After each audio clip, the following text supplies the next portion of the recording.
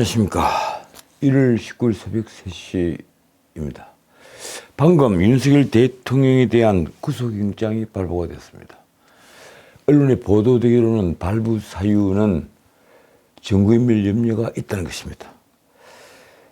윤 대통령 이 영장 실질심사가 열린 서부법원 앞은 민심의 용광로였습니다.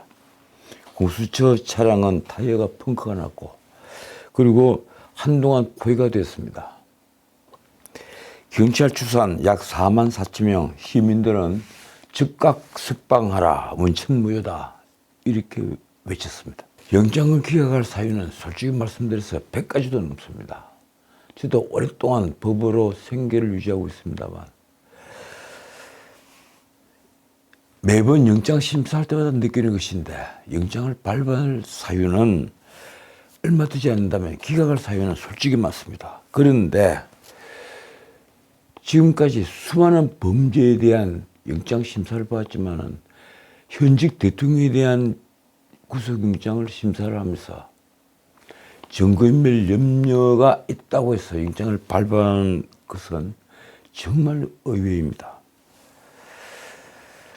수많은 이 공범자들, 군의 장성들까지 이 내란적 공범들로 구속이 되고 기소가 되어서 이미 증거인멸 염려는 없다고 보이기 때문입니다. 그런데다 국가원수인이 도저우리도 없습니다. 일부 언론은 공수처가 재범 가능성을 주장했다고 하는데 지금 권력은 이미 야당에게 완전히 돌아갔습니다. 가령 윤석열 대통령이 석방되어 관저에 있다고 해서 그에게 다시 힘이 쏠려서 비상계엄이 다시 있을 수 있다. 이건 상상할 수 없는 일입니다. 그런데 왜 판사는 굳이 영장을 발부했을까요?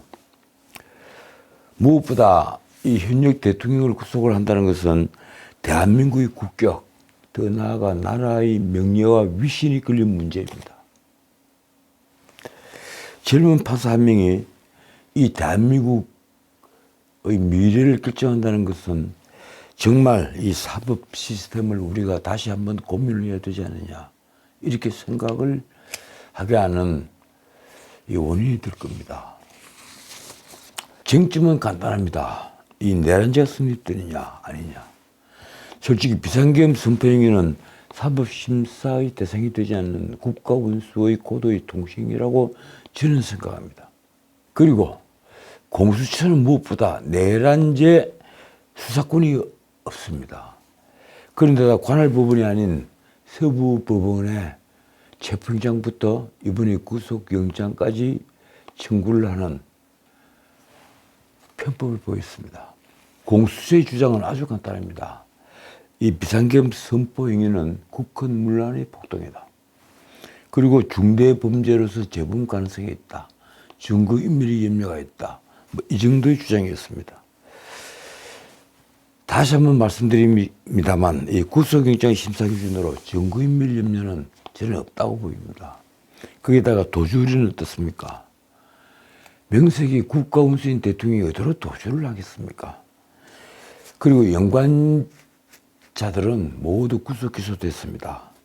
다시 말씀드리지만 증거를 인멸할 가능성은 이제 거의 없다고 보이는 겁니다.